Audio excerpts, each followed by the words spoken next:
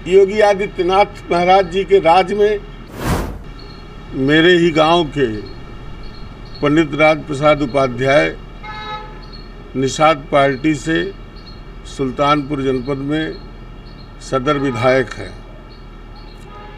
हमारे उनके बीच मैंने पहले भी बताया था कि रिश्ते हमेशा खराब रहे और लगातार विधायक के द्वारा मेरा उत्पीड़न किया जा रहा है।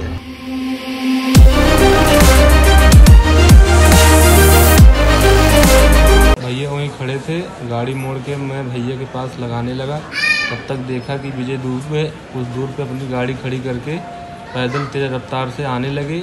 फिर उसके बाद असलाह निकाल के भैया की तरफ ताने और मैं देखा भैया को ठेल के आगे आ गया और उसने फायर किया, गोली हमें लग गई। अखंड नगर थाने में क्रॉस FIR कराया जाता है, जिसमें हमारे बेटे और उस इंजर्ड के खिलाफ लूट का मुकदमा और 307 की धारा में जानलेवा हमला करने का मुकदमा लिखा है, पंजीकृत किया जाता है। तो खुद नहीं बच पाया, गोली उसके पेट में लगी। ट्रामा सेंटर में वो जिंदगी मौत के बीच अब भी लड़ाई लड़ रहा है। मैं राणा अजीत सिंह हूँ, ग्राम रतनपुर, थाना अखंड नगर, जनपद सुल्तानपुर का निवासी हूँ और मेरे ही गांव के पंडित राज प्रसाद उपाध्याय निषाद पार्टी से सुल्तानपुर जनपद में सदर विधायक हैं।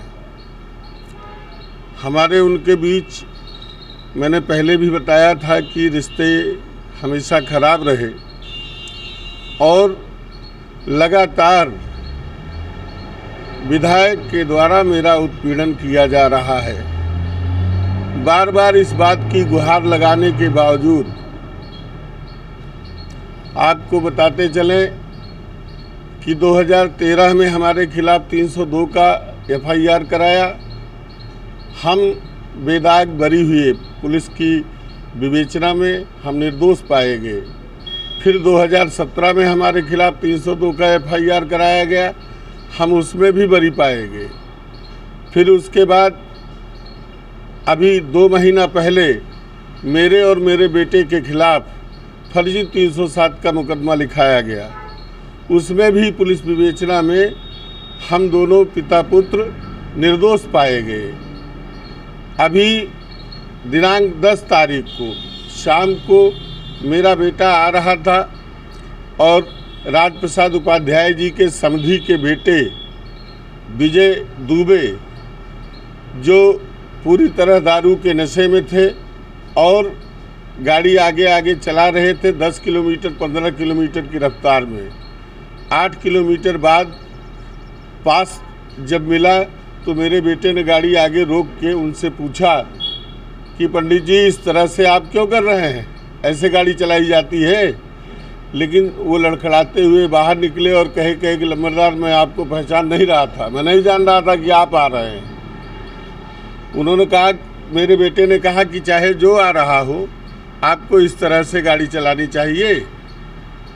बातचीत हुई, फिर वो चले गए, अपने गाड़ी में बैठे, गाड़ी घुमा के मेरे बेटे के साथ जो लड़का था वो गाड़ी घुमा के सुदीप सिंह वापस ले आया और वहाँ अनजाने में खड़े थे, उधर देख नहीं रहे थे। पीछे से तब तक वो अपनी रिवाल्वर लेके विजय दुबे आया और उसने गोली मारी। संयोग ये था कि जो सुदीप था वो देख रहा था, उसने हमारे बेटे को धक्का दिया और वो इधर गिरा, लेकिन खुद नहीं बच पाया, गोली उसके पेट में लगी। ट्रामा सेंटर में वो जिंदगी मौत के बीच अब भी लड़ाई लड़ रहा है। तीन जगह से उसकी आंतें फट गई। बावजूद इसके 6 दिन बाद कल की तारीख में 16 तारीख को यह सिर्फ इसलिए कराया गया है, राज प्रसाद जी के दबाव में यह सिर्फ इसलिए किया गया है ताकि हम इसमें सुलह कर लें, ताकि उनके बेटे को सजा न मिले। विजय दुबे के विषय में जानकारी करेंगे तो इस तरह से कम 3 बार उसने लोगों के ऊपर हमला किया है, गोली चलाई है, गाड़ी चढ़ाने का प्रयास किया है नशे में। और मैं तो ये परेशान हूँ कि किस आधार पर यह मुकदमा लिखा गया। कोई इंजरी नहीं है, कोई लूट नहीं है, लेकिन यह कहते हुए कि सब कुछ सीसीटीवी में है। सीसीटीवी जाके देखें, जाके खंगालें।